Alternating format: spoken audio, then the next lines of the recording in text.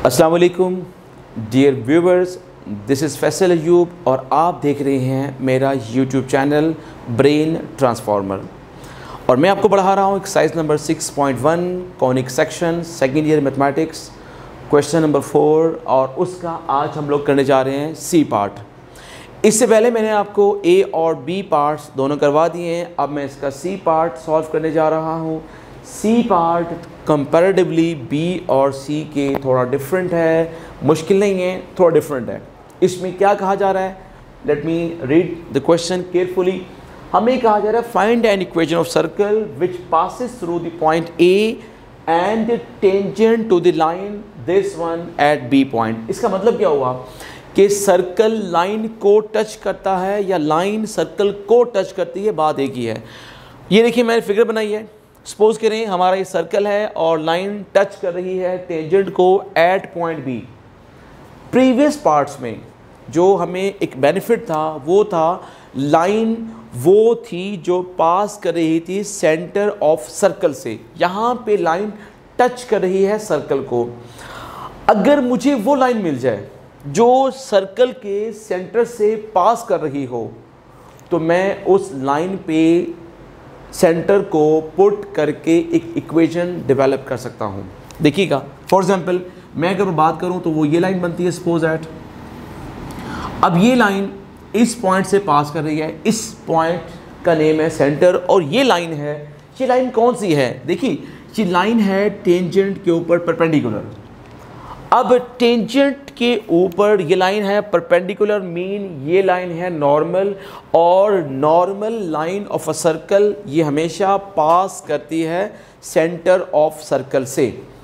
अब इसका मतलब क्या हुआ है कि मैं अगर ये नॉर्मल लाइन कैलकुलेट कर लूँ तो ये वाला प्रॉब्लम हमारा बिल्कुल प्रीवियस प्रॉब्लम्स की तरह बन जाएगा।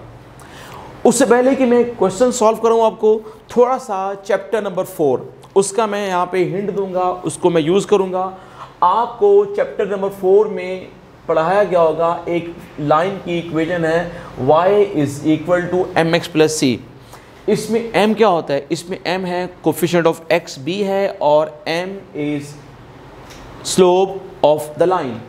आप पहले काम करें, इस लाइन को इस फॉर्म में कन्वर्ट करें। लाइन किस फॉर्म में है, 2x और -10, इसको मैंने यहाँ शिफ्ट किया, या आप इसको लिखें y इज़ 2x - 10।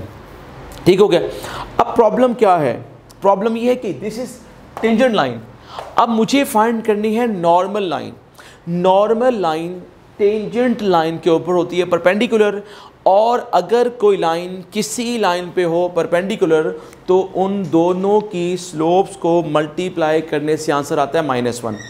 अब देखें, ये देखें, ये अगर मैंने अभी आपसे कहा था m is actually slope of the line, coefficient of x होने के साथ साथ ये स्लोप ऑफ द लाइन भी होता है।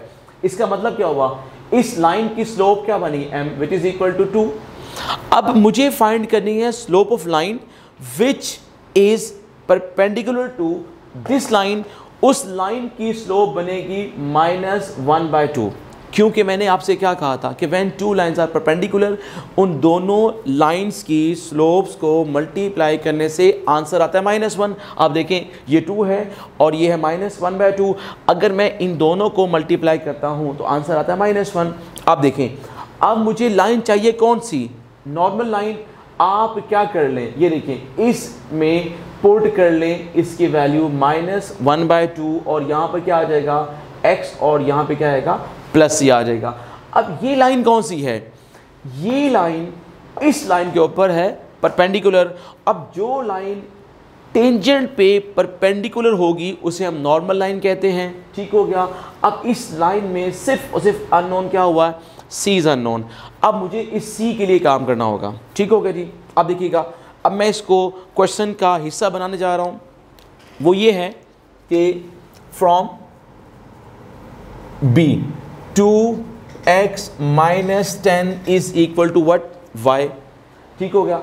या मैं इसको लिख सकता हूँ y is equal to 2x - 10, ये बना। अच्छा देखिएगा, now let y is equal to -1/2x plus c, इसे आप कह दें c। ये क्या है, b the equation of normal line at B. ये कहाँ से आई है? ये देखिए, ये जो मैंने आपको बताया तरीका, ठीक है। अब मैंने लेट इसलिए कर लिया कि वो बेसिकली मैंने अभी कैलकुलेट करना है इसको। तो अब मुझे करना क्या होगा, मुझे इस लाइन में अननोन है सी को एवेल्यूएट करना होगा। अब मैं क्या करूँगा, अब देखिए ये लाइन इस पॉइंट से पास कर रही है, इसका मतलब ये वाला पॉइंट इस लाइन को सेटिस्फाई करेगा। इसका मतलब हम x की वैल्यू को 3 और y की वैल्यू को -4 इसमें अगर पुट कर दें तो हमें c की वैल्यू मिल जाएगी। सो अब मुझे क्या करना होगा, मैं पुट करने जा रहा हूँ x की वैल्यू को 3 और y की वैल्यू को -4। कहाँ पे? In equation number C. ज़रा पुट कीजिएगा, -4 ये बनेगा -1/2 इंटू 3 और ये बन जाएगा +c। अब मुझे c को करना है evaluate. This is -4 + 3/2 is equal to c, implies c is equal to, आप इस कैल्शियम ने तो ये बनेगा -8 + 3/2 एंड c इज -5/2। ये बनी। अब मुझे यहाँ पे क्या लिखना होगा, मुझे लिखना होगा इक्वेशन c बिकम्स, तो ये बन जाएगा y is equal to -1/2x and c है -5/2। अब आप करें इसको multiplying both sides by what, by 2, तो ये बनेगा 2y is equal to -x और -5। आप इसको शिफ्ट यहाँ पे कर लें, x + 2y + 5, इसको मैंने क्या नाम दिया, d का नाम दिया। ये क्या है, ये है b the equation of normal, ये इसकी इक्वेशन आ गई है। ठीक हो गया।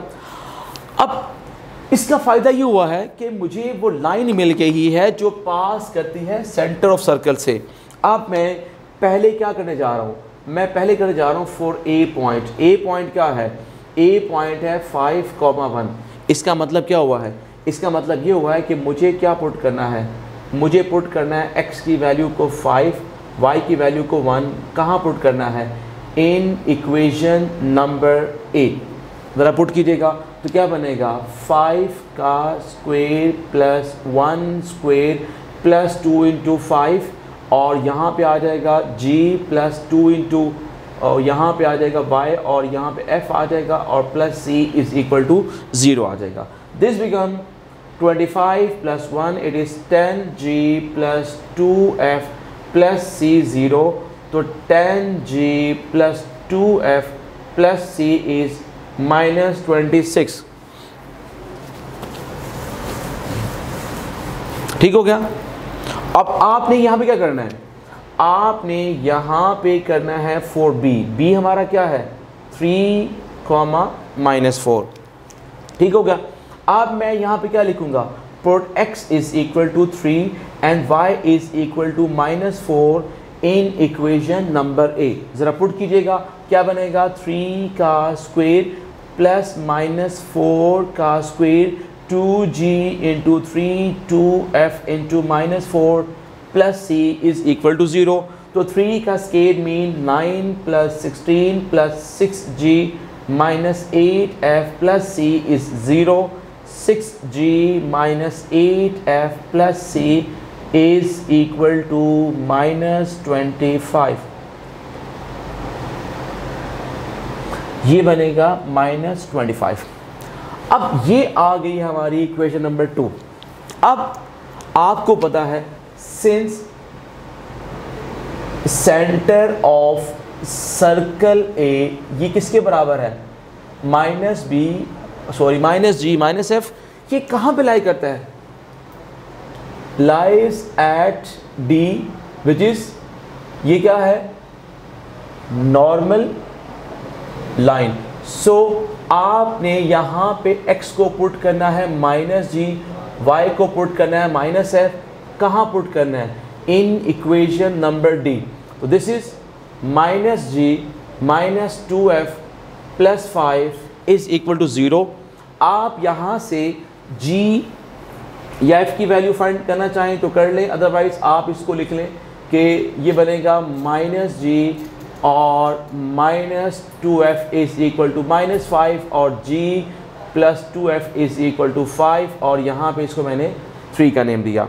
अब वही मेथड कि आपके पास 1 2 3 इक्वेशंस अवेलेबल हैं, आपने क्या करना है, इन्हें साइमल्टेनियस सॉल्व करके g, f और c की वैल्यूज़ फाइंड करनी है। अगेन हमारे पास दो मेथड हैं, आप लोग यहाँ से 1 2 से कर लें, c को कर लें एलिमिनेट, या फिर आप 3 और 1 को लेके चलें, आपकी मर्ज़ी है। सो मैं अब करने जा रहा हूँ सब्ट्रैक्टिंग, ठीक हो गया, मैं कह रहा हूँ सब्ट्रैक्टिंग 2 फ्रॉम 1। ज़रा 2 को 1 से करें सब्ट्रैक्ट, तो 1 इक्वेशन है 10g plus 2f plus c is equal to -26, it's g 6g minus 8f plus c is -25। अब इन्हीं करें सब्ट्रैक्ट, ये प्लस साइन होगा, इन्हीं करें सब्ट्रैक्ट ये प्लस और ये होगा माइनस, तो ये देखिए ये कैंसिल हुआ, तो यहाँ पे क्या बना 10g minus 6g it's 4g plus ये कितना बनेगा, दिस वुड बी 10f और ये आ जाएगा -1 के बराबर। सो अब मैं अगर इक्वेशन नंबर 3 और 4 को सॉल्व करता हूँ तो मुझे क्या करना होगा, मुझे ये करना होगा कि मल्टीप्लाइंग इक्वेशन नंबर 3 बाय, आप इसे 4 से मल्टीप्लाई कर लें तो g कैंसिल होगा, 5 से करेंगे तो f कैंसिल हो जाएगा, it's up to you. Multiplying by 4 then फिर क्या होगा, फिर मैं लिखूंगा सब्ट्रैक्ट 8 फ्रॉम इक्वेशन नंबर 4।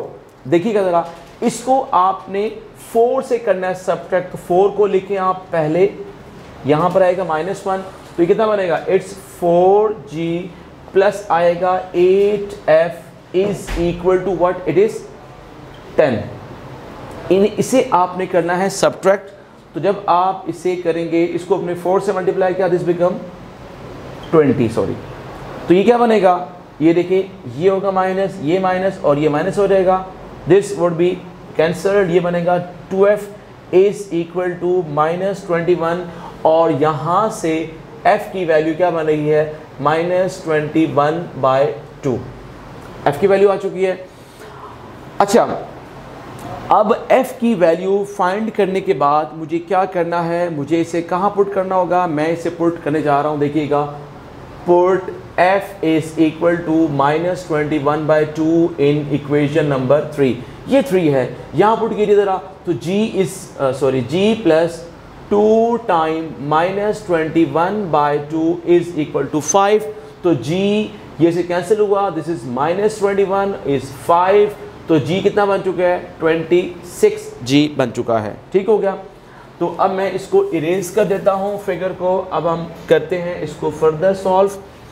अब g की वैल्यू भी अवेलेबल है मेरे पास, f की वैल्यू अवेलेबल है, अब मैं क्या करने जा रहा हूँ, put g is 26, f is -21/2, इसे मैं कहाँ पुट कर सकता हूँ, मेरे पास ऑप्शन नंबर 1 का भी है, ऑप्शन 2 का भी है, सो मैं इसे पुट करने जा रहा हूँ इन इक्वेशन नंबर 1, तो क्या बनेगा, 10 टाइम g इट इज़ 26 और प्लस 2 टाइम f -21/2 और प्लस c मुझे फाइंड करना है, it is -26, this would be 260, ये बनेगा -21 प्लस c इज़ -26 आ जाएगा, ठीक।